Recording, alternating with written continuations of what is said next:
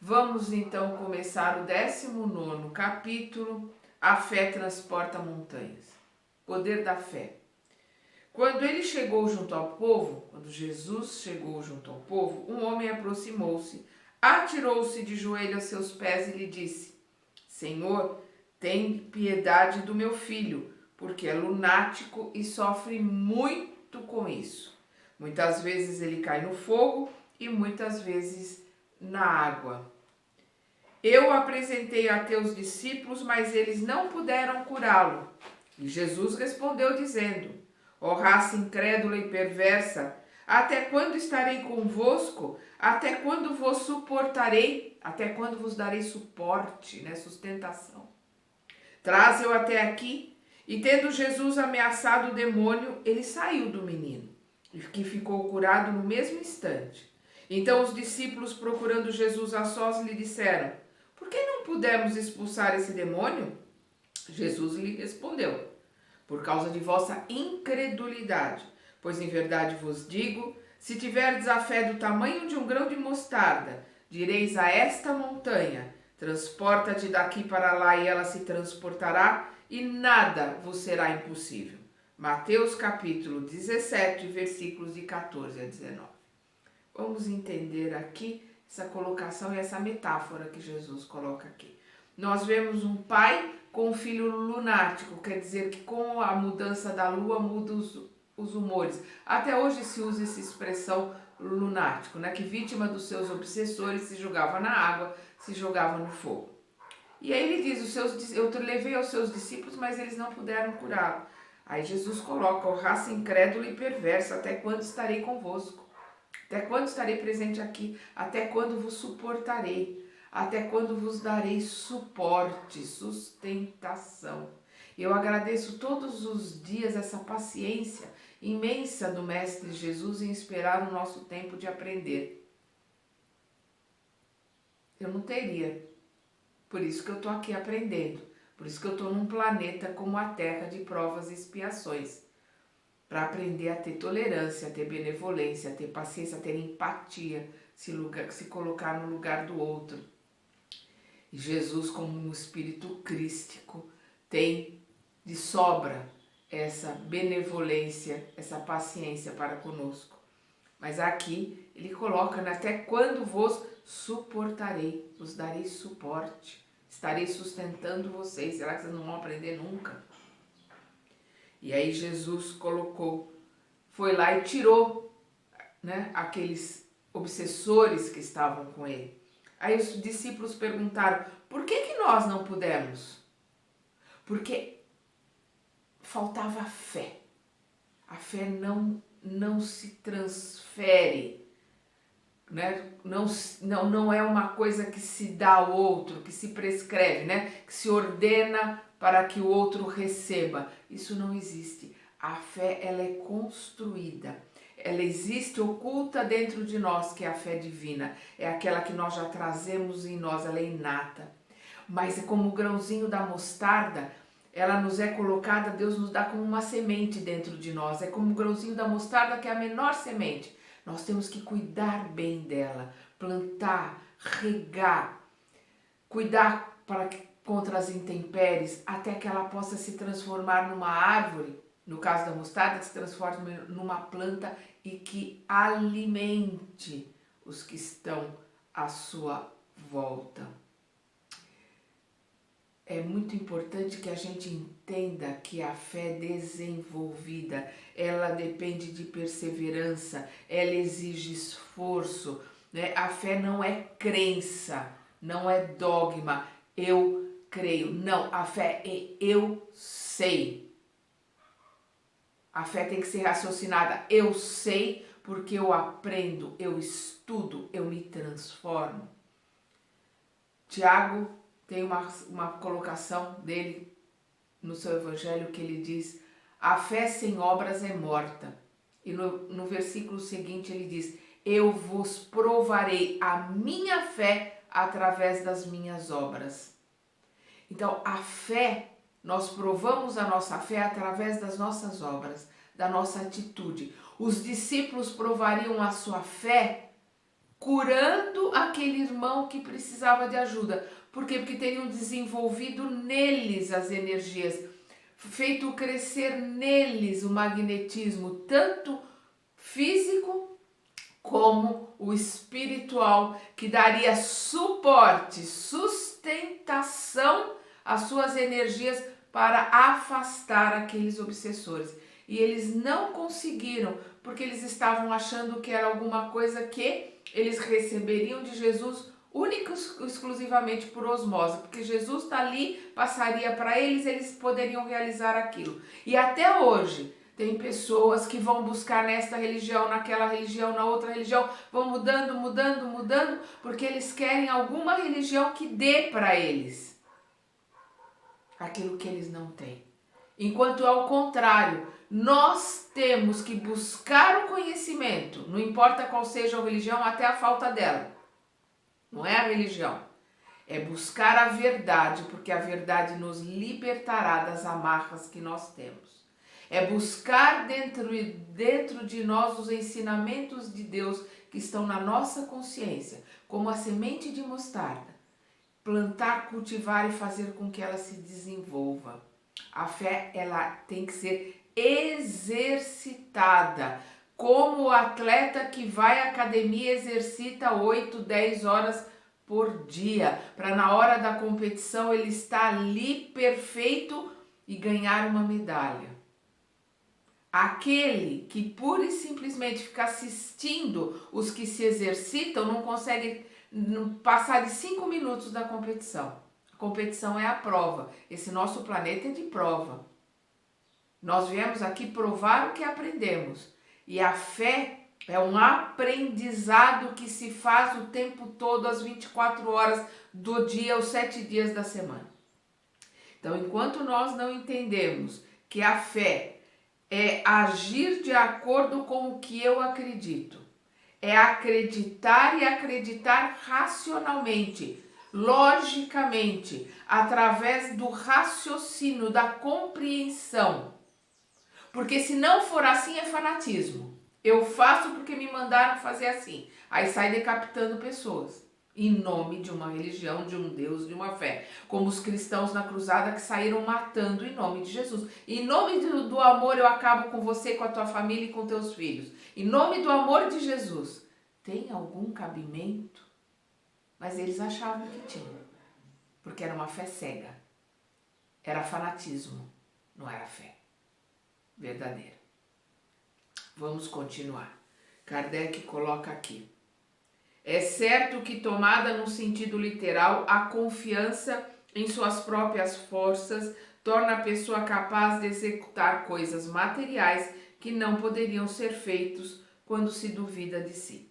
Mas aqui é preciso entender essas palavras unicamente no sentido moral. É óbvio, porque quando Jesus coloca a fé que transporta as montanhas, o que são as montanhas? As dificuldades, né?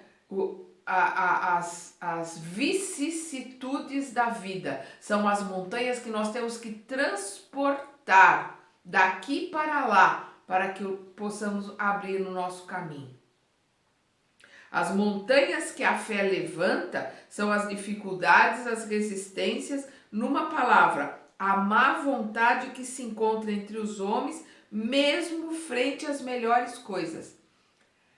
A fé tem que transportar a minha preguiça para longe, a minha má vontade de me modificar, a minha má vontade de entender os ensinamentos do Cristo e colocar em prática.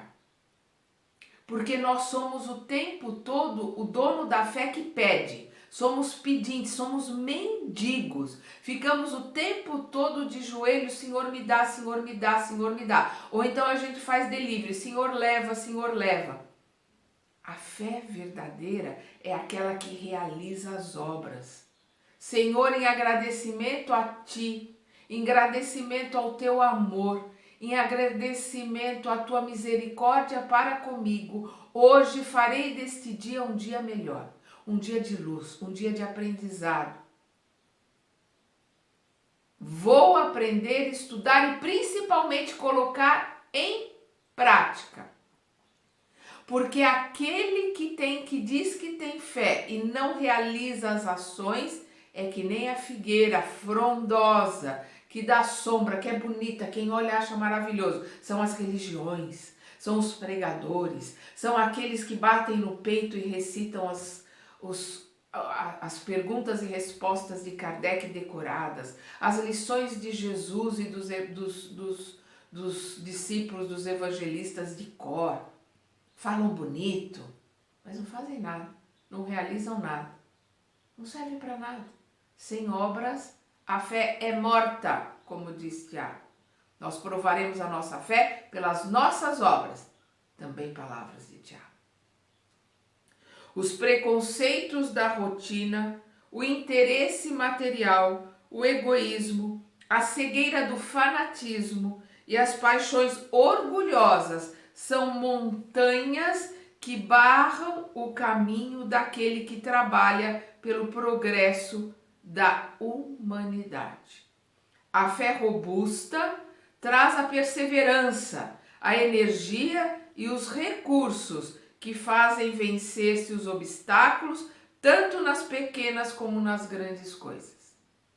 Tanto como remar contra a corrente no dia a dia, que são as pequenas coisas, como nas grandes coisas, diante de um sofrimento, diante de uma dor, diante de um luto, diante de uma tragédia, diante de uma pandemia, diante de uma catástrofe, diante de um desastre coletivo. Entender, é a fé que faz com que a gente entenda que Deus é justo e misericordioso, que não acontece nada que Ele não aprove. Isso está no Alcorão. Não cai uma folha da árvore sem que Deus permita. São palavras lindas que estão no Alcorão. Em todos os lugares, em todos os livros tem grandes ensinamentos. O problema é o homem que acha que o ensinamento é grande e é bonito para ser falado. Não, o ensinamento é grande e bonito para ser vivido e colocado em prática. Desde que o homem é homem, desde Krishna, 5.000 anos atrás, está nos sendo ensinado. Todos os profetas, todos os avatares, todos os Budas, todos os grandes mestres, porque Buda quer dizer iluminado, Mahatma quer dizer mestre, Rabi quer dizer mestre, Rabone, mestre querido, e vai indo. Todos ensinaram que nós temos que buscar dentro de nós o conhecimento, que nós temos que aperfeiçoar dentro de nós os ensinamentos que nós recebemos, que nós temos que nos mudar dentro de nós para mudarmos o nosso entorno. Mas a gente quer o tempo todo encontrar uma muleta para se pendurar, um ritual para fazer fora, um jeito de mudar as coisas fora. Não. As mudanças têm que acontecer dentro. Os ensinamentos têm que entrar e fortificar, dar frutos dentro. A semeadura é dentro. Tudo é dentro de nós. Não é fora. Não adianta procurar fora. E a gente, por comodismo, quer fora. Se ensinar uma simpatia para isto ou para aquilo, eu corro para fazer. Mas a hora que vem alguém ensinar, pensa, olha para dentro, conhece os teus defeitos, modifica o teu orgulho, modifica a tua vaidade, modifica a tua prepotência. Faze diferente. Se você fez de um jeito ontem, analisa o que você fez, conserta os teus erros e faz diferente hoje. Se modifica. Aí é complicado, aí é difícil, todo mundo cai fora. Nós precisamos entender a que nós vamos servir. A materialidade, a mamon, a ter coisas, a aparentar, a tirar foto bonita para a rede social, ou eu vou buscar o caminho estreito, a porta estreita, o caminho difícil da interiorização, da reforma íntima, do se manter no vigiar e orar o tempo todo para se modificar e principalmente para analisar as obras, porque sem obras eu não valho nada. Sou como a figueira que vai ficar seca, estorricada porque não serve para nada. A fé que é vacilante traz a incerteza, a hesitação, das quais se nutrem os obstáculos que se quer vencer. Ela não procura os meios de vencer porque não crê poder vencer. Todos nós o que mais temos é esta fé vacilante. Não crê de verdade, por isso os discípulos não curaram. É como aquele estudante que estuda, ele se mata de estudar, mas não aprende a lição. Porque na hora de colocar em prática a lição ele não sabe. Na hora dos discípulos provar o que aprenderam com Jesus, eles não conseguiram, não souberam. Porque estavam ali com Jesus, mas não tinham ouvidos para ouvir e não olhos para ver. Por isso nós vamos ver Pedro negar, os discípulos fugirem. Judas, que não entendeu nada, achou que ele, a hora que os soldados chegassem, Jesus mandaria empunhar as espadas, eles lutariam e libertariam o povo hebreu, porque ele achava que Jesus era o chefe dos zelotes, porque ele era um zelote, um soldado, que queria a libertação pela espada. Não entendeu nada do que Jesus colocou. Ali no Gólgota, que é no Monte da Caveira, que quer dizer Gólgota, só tinha João, que depois foi chamado João o Evangelista, Maria de Nazaré, mãe de Jesus, Maria de Magdala, a discípula, a que se converteu, a que realizou a sua reforma íntima. Estavam os três ali, aos pés de Jesus. Porque os três por amor, os três por se modificarem. Maria não, porque Maria é um espírito sublime, vindo de orbes celestiais, né? Segundo alguns livros de Sírios, para ser a mãe de Jesus. Maria de Magdala, que fez a sua transmutação, que fez a sua reforma íntima. E João, que era um espírito elevado, é um espírito elevado. Depois ele voltou como Francisco de Assis. É um espírito elevado, é o único que conseguiu entender as palavras de Jesus, estavam ali. Os outros todos fugiram, porque eles não conseguiram entender. Eles tinham essa fé oscilante, essa fé que é da boca para fora, essa fé que é crença e não é fé, que é o que você vê, infelizmente, na maioria de nós, que no primeiro obstáculo corre, na primeira dor profunda, desacredita de Deus, acha que é vítima. É essa fé que aparece. Isso não é fé, isso é crença.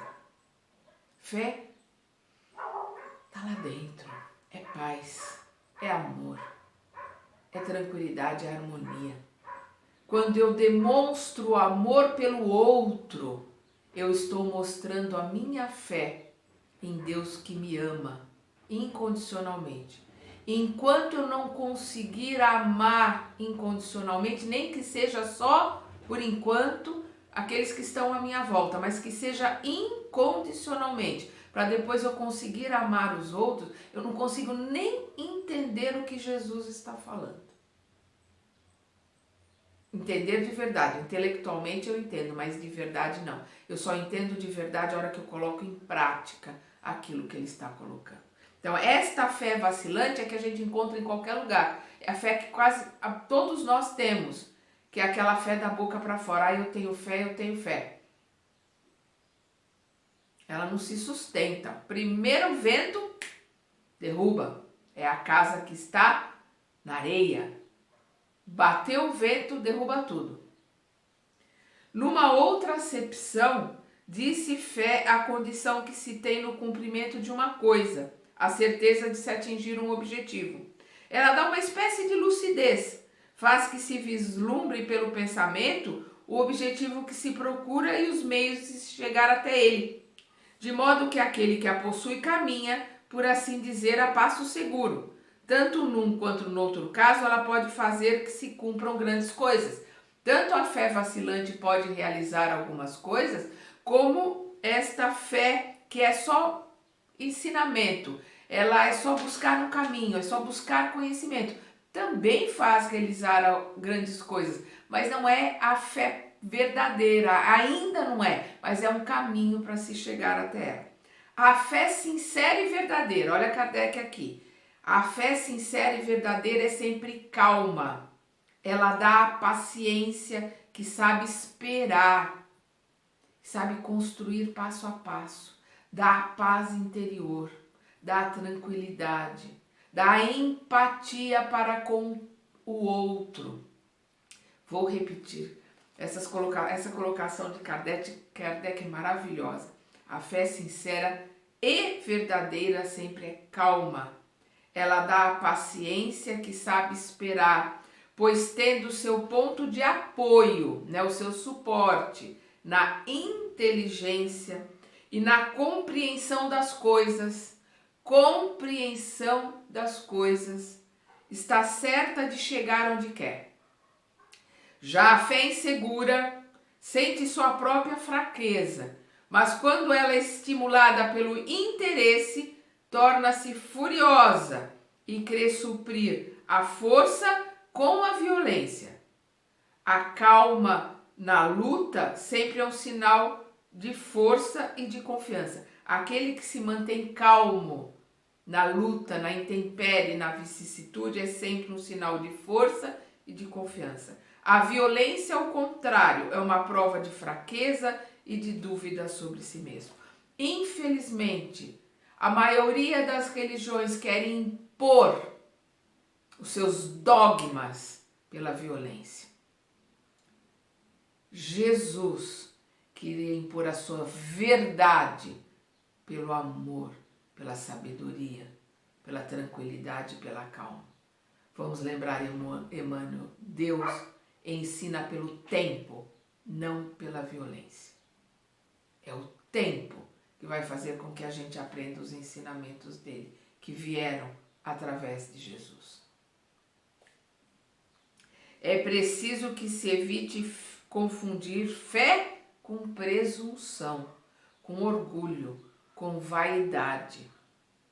Eu tenho a verdade porque eu tenho fé no meu Deus, no meu Jesus. Eu ouvi isso muito tempo de uma pessoa da família muito próxima, que já desencarnou. Ela olhava para mim e falava, o meu Jesus é diferente do seu. E eu ficava pensando, meu Deus, eu preciso ter uma compreensão, eu preciso ter a empatia de entender, a benevolência de entender a dificuldade que esta pessoa, que eu amo tanto, que me é tão querida, entender a dificuldade que ela tem de compreender os ensinamentos que exigem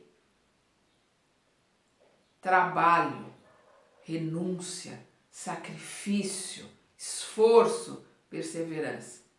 Porque ela achava, dentro da sua criancice, porque era criancice, ela achava que comprar uma aguinha do Rio Jordão e manter com ela achava que se ajoelhar no chão e ficar o tempo todo lendo a Bíblia e repetindo as palavras que ela não compreendia, iam fazer com que ela fosse direto para Jesus e ficaria na nuvenzinha do lado direito de Jesus, escutando as músicas celestiais, sem fazer nada na ociosidade. Enquanto Jesus o tempo todo coloca, o meu Pai trabalha, eu também trabalho, mesmo no dia do descanso, que é uma metáfora em relação ao sábado, que são épocas, né? São sete dias que representam ciclos, são os ciclos de 7 anos, são os ciclos de 7 décadas, são ciclos de 7 decênios, são ciclos que se fecham, e aí cada ciclo que se fecha, a gente faz uma DR, quer dizer, a gente faz a gente discute a nossa relação conosco mesmo. A cada ciclo que se fecha, a gente fecha para balanço, faz uma análise e vai ver como é que vai ser nosso próximo estudo, a nossa próxima reencarnação. Isso pessoal, isso se transfere para nações, para grupos, para planetas, para sistemas, né, para galáxias, para tudo. Tudo tem ciclos. Quando termina um ciclo, se tem o sábado, se tem o descanso para se fazer uma análise. Gente, nem dá para. Vamos continuar aqui na nossa fé. A gente não consegue entender as palavras de Jesus se nós não voltarmos um pouco e estudarmos os ensinamentos que vieram antes, como eles são metáforas. Tem que se tirar o espírito da letra. Não é para se ler ao pé da letra, porque senão nunca vai se entender nada. Então é preciso que se evite confundir fé com presunção. A verdadeira fé alia-se à humildade. Se espera, se dá tempo ao tempo para que o outro possa compreender. Como disse Jesus, na casa do Pai existem várias moradas e para cada morada tem um caminho. E cada um está no seu caminho e todos eles são verdadeiros. É muita presunção eu achar que o meu caminho é o certo. O meu entendimento é a verdade. É presunção, é orgulho. Por isso a gente estuda aqui juntos. Estou colocando aquilo que eu estou lendo, aquilo que eu estou aprendendo. Cabe a cada um de vocês estudar e buscar o seu entendimento e colocar aquilo que descobriu, que aprendeu e ajudar os outros, inclusive a mim. Coloca no comentário o que viu, o que eu não vi e me ajuda. Porque eu procuro colocar aqui o que eu vejo para procurar ajudar, facilitar. A minha função é facilitar o estudo daqueles que estão tendo dificuldade para estudar tanto a obra de André Luiz como a obra de Kardec. Perdão, mais para frente vou colocar também Emmanuel. Vamos lá.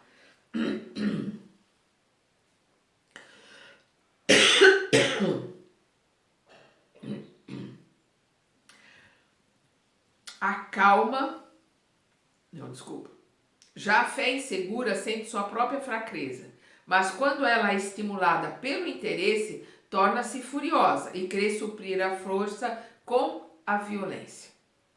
Impor, né? Impor é o proselitismo. Aquele que quer trazer tudo para sua crença, todo mundo para dentro do seu guarda-chuva para se sentir seguro. É tão inseguro, não tem certeza daquilo que quer botar todo mundo ali dentro. E ao contrário, aquele que descobre o caminho, sabe que a maior parte do tempo, se não todo o tempo, caminharemos sozinhos. Amparados pela nossa família espiritual, pelos nossos mentores, por aqueles que passaram pelo caminho antes de nós. Mas aqui neste planeta, numa solidão muito grande. A calma na luta sempre é um sinal de força e de confiança. A violência, ao contrário, é uma prova de fraqueza e de dúvida sobre si mesmo. É a dúvida que faz querer angariar mais adeptos para lhe dar um pouquinho mais de certeza. É preciso que se evite confundir fé com presunção. A verdadeira fé alia-se à humildade. Aquele que a possui deposita sua confiança em Deus mais do que em si mesmo. A confiança é em Deus, não é em mim, não sou eu que vou lá poder fazer. É Deus que vou buscar ajuda em Deus. Vou buscar ajuda nos ensinamentos do Mestre. Vou buscar ajuda nos espíritos superiores para que eu possa realizar aquilo que eu estou querendo realizar. Vou buscar suporte, né? Apoio. Aquele que a possui, que possui a fé, deposita sua confiança em Deus mais do que em si mesmo, porque sabe que simples instrumento da vontade de Deus não pode nada sem ele. É por isso que os bons espíritos vêm em sua ajuda. A presunção é menos fé que orgulho. Presunção não é fé, é orgulho, é prepotência. E o orgulho sempre é castigado, cedo ou tarde, pela decepção e os fracassos que lhe são infligidos. O poder da fé tem uma aplicação direta e específica na ação magnética. Através dela, o homem age sobre o fluido, agente universal, modifica suas qualidades e lhe dá uma impulsão, por assim dizer, irresistível. A fé tem uma aplicação direta e específica na ação magnética. Nós estamos mergulhados no fluido cósmico, que é a energia de Deus. E quando nós vamos tendo fé verdadeira, realizando obras, realizando as ações, nos modificando, magneticamente nós vamos interagindo com esses fluidos. Por isso que Jesus coloca: vós sois deuses, podeis fazer o que faço e ainda mais. Porque Jesus sabia manejar os fluidos magnéticos, o fluido universal, esse agente divino no qual nós estamos mergulhados, porque ele tinha o conhecimento, ele tinha a luz, ele tinha a verdade. Ele tem conhecimento, a luz e a verdade, porque ele continua o seu processo de estudo, o seu processo de elevação e está caminhando. E nós estamos caminhando, correndo atrás, para um dia chegarmos aonde ele chegou.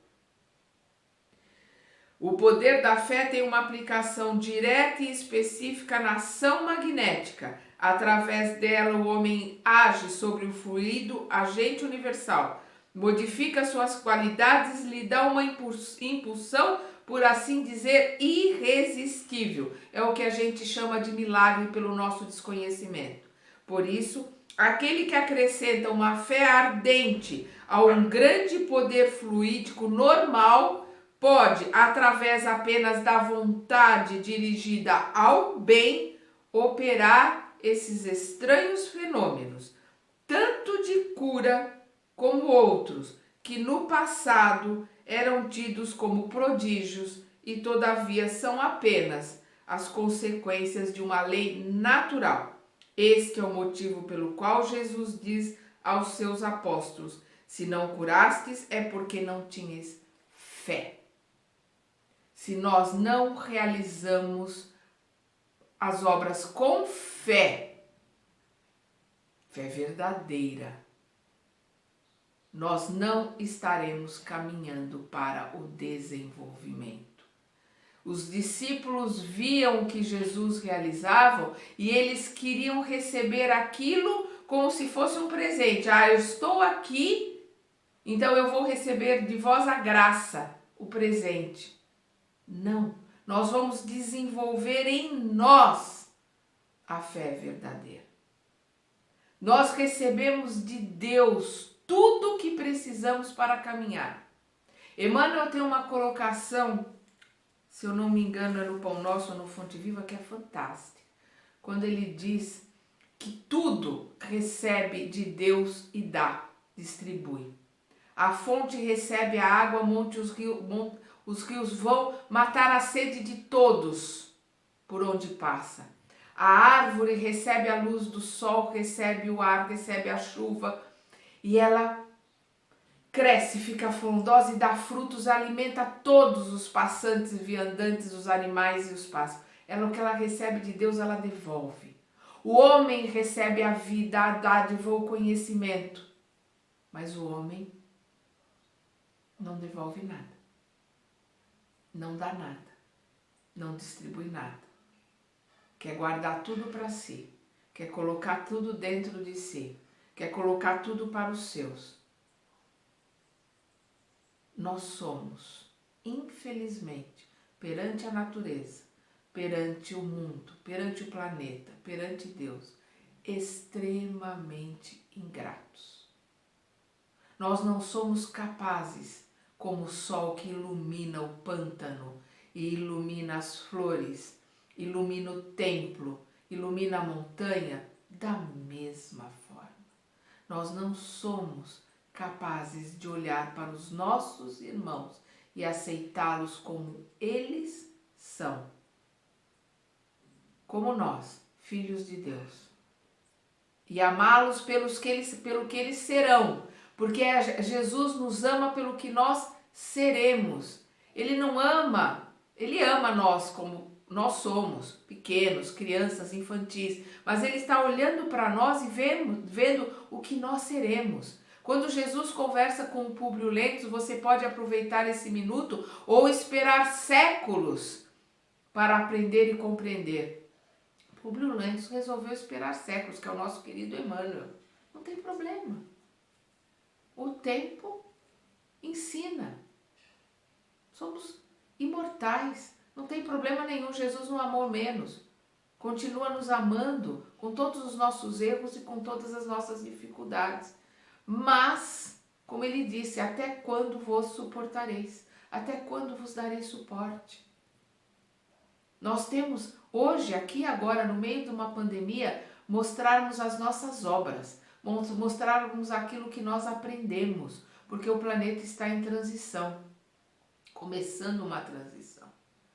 Para nós participarmos disso, temos que mostrar a nossa fé, mostrar a nossa mudança. Jesus diz o que tem que ser feito e mostra como deve ser feito. Ele coloca: amai-vos. Está mostrando o que deve ser feito. Como eu vos amei. E dá o exemplo. Mostra como. Mostra o caminho. Ele é o caminho, a verdade e a vida. Ninguém chegará ao Pai se não for por Ele. E estudando nós entendemos tintim por tintim dessas palavras. Porque ninguém vai voltar à casa do Pai sem entender o que Jesus está ensinando, nos mostrando, e sem chegar aonde ele chegou pelas próprias pernas, pelo próprio esforço, pela perseverança, pela vontade de se modificar. Vamos continuar estudando, aprendendo na segunda parte deste capítulo.